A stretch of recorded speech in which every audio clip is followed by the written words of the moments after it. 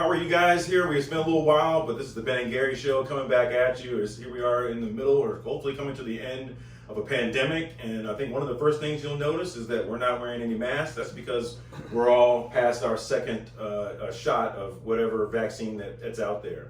So that's what the CDC says we can do. So that's what we're going to be able to do today. We have a wonderful guest talking about some technology in one of our segments here. And this is Dr. Alan Robinson, and he's an oral surgeon who is in Washington, D.C., and he has one of the most interesting pieces of equipment that I've seen in a long time. Thank you very much for the introduction, Ben. It's a pleasure to be here on the Ben and Gary Show with the Tim and Dan and everything. It's great to see everyone and get back to it now that things are gradually, hopefully, getting back to normal. That's right. So, yeah, but I guess today we're here to talk about Yomi. The Yomi. Yeah, so this is a robotic-assisted device to help with dental implant placement. So it's the first robot, so to speak, in dentistry. And I really became interested in this a couple years ago and did a lot of research within, spoke with the company for quite some time.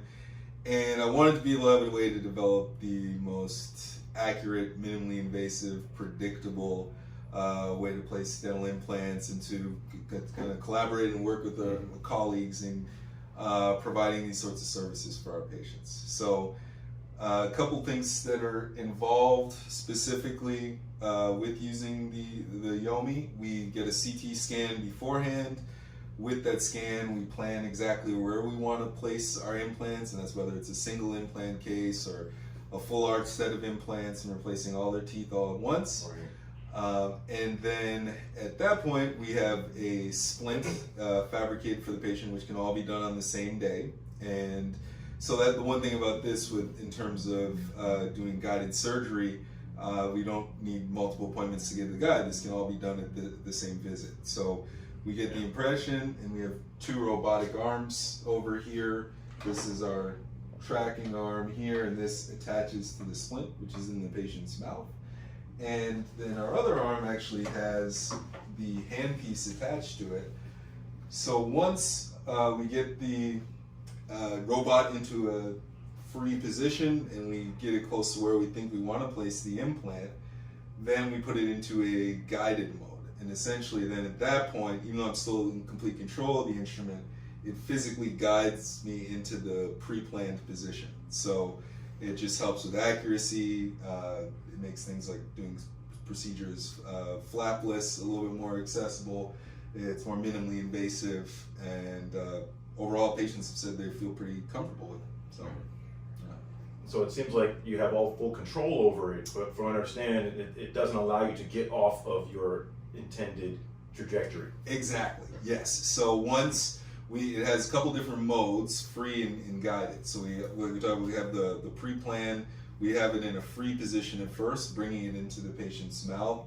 Then once we get close to the angle we think we need to be in, we'll put it into a guided position, and the robot will literally kind of help guide me and tell me I need to go 5 degrees this way or 1 millimeter this way. And then once we get into that position, it does lock in place. And at that point, we're just kind of hitting the pedal to go get our depth. And once we reach depth with our implant, the robot will alert us that we're at that position. That's amazing. It is amazing. It's amazing because the idea of guided surgery is nothing new. Definitely.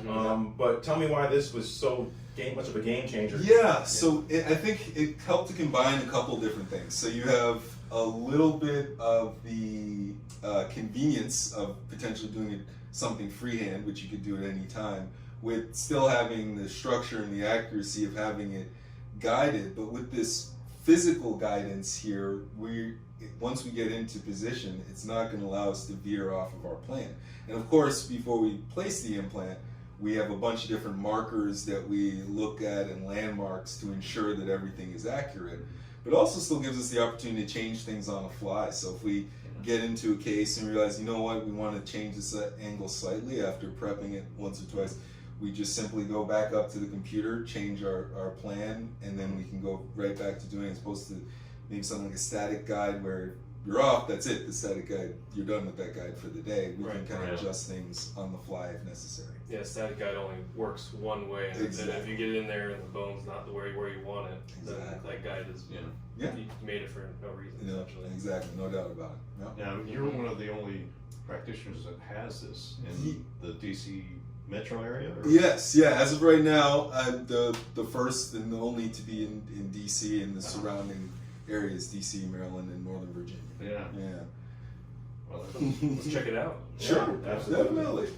So we're going to start with the system check. When we first turn on before a case, we go through a couple little steps here. It's a little 90-second process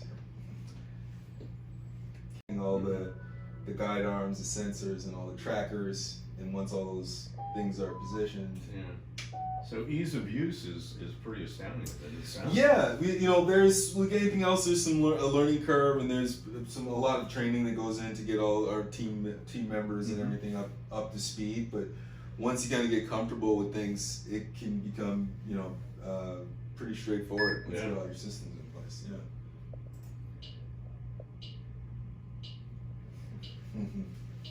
The health check.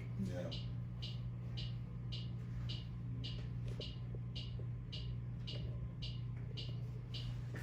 So you were a track star back in the day. You always had to warm up. This was Yep. like warming up for Definitely, stretching before you- definitely. Yeah, running Get track. those joints lubricated. Yeah, exactly.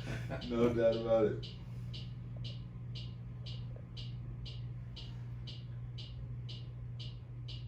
So is there anything else close to this out there on the market now that is, I mean, it seems like I've never seen anything like it. Sure.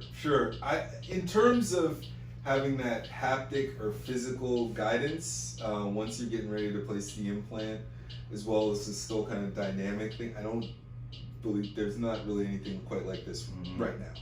Yeah. At least in dentistry, right? No, 'Cause- yeah, exactly, not in Right. dentistry.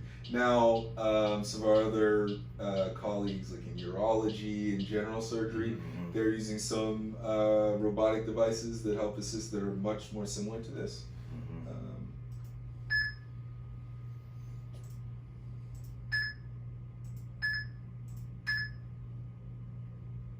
Since I've seen this. Oh, is that because it's not in the patient's mouth? Yeah, so they want me, so I actually have to Pretend come that's here and move, they want you to move the tracker arm. Okay, good, we're good.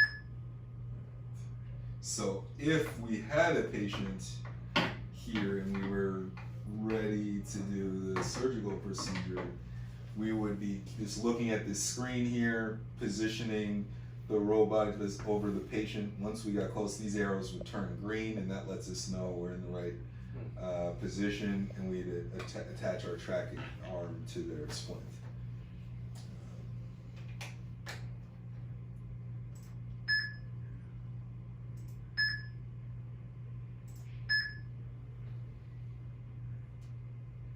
Are there any procedures with this that you can't do with it in implant dentistry that you wouldn't have been doing with a similar handpiece? Sorry, say that one more, repeat that one more. Is there anything that it cannot do Mm-hmm. that you were able to do with a typical traditional non-guided Sure. handpiece? Great question. So I would say that for some of our edentulous cases, when we're doing zygomatic implants, I do think some of my colleagues who do have Yomi have used it to guide some of their cases. Because zygomatic implants is a much longer implant and much larger screws. We're still working on the research to get everything, all the studies right, so that we know we can predictably get the same level of accuracy. Mhm. So those are really in the office here. We do like 99% of our implants using the robot. I would say zygomatic implants, when we've done those are some that we don't necessarily use, Gotcha. at least today.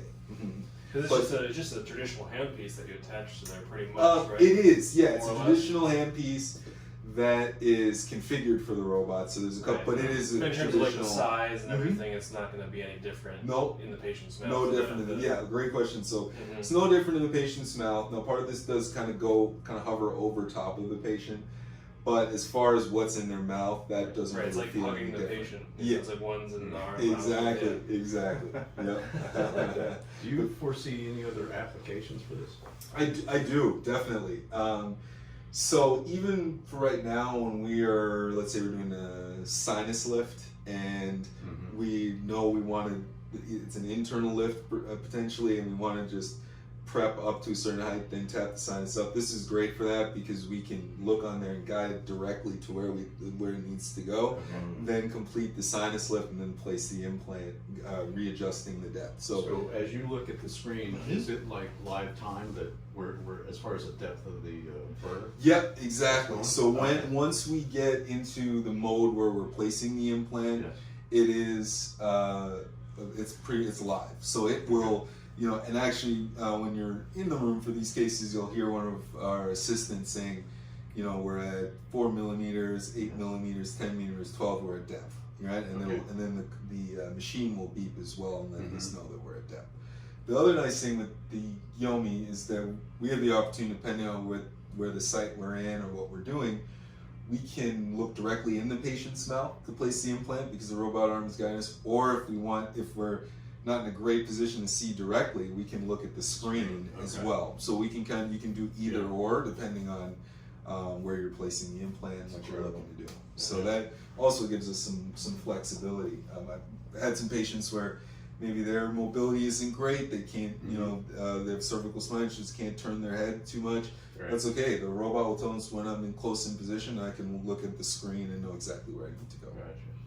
So I guess that's the other thing you're talking about, mobility. Like, what if the patient's moving around a lot? Great question. So with the tracker arm and the splint in place, you'll literally see if the patient moves their head, the arm moves with it.